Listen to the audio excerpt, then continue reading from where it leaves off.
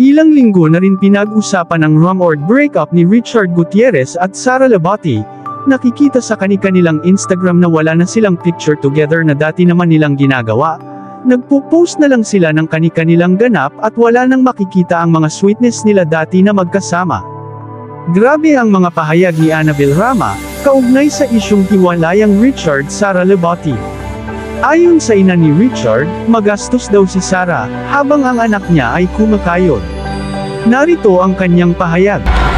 Sa Alabang, lilipat na siya mga siguro after Christmas.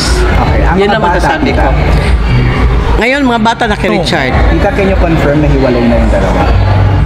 Di pa ko pwede magsalita eh. Basta sabihin ko sa iyo, si Richard na sa akin ngayon.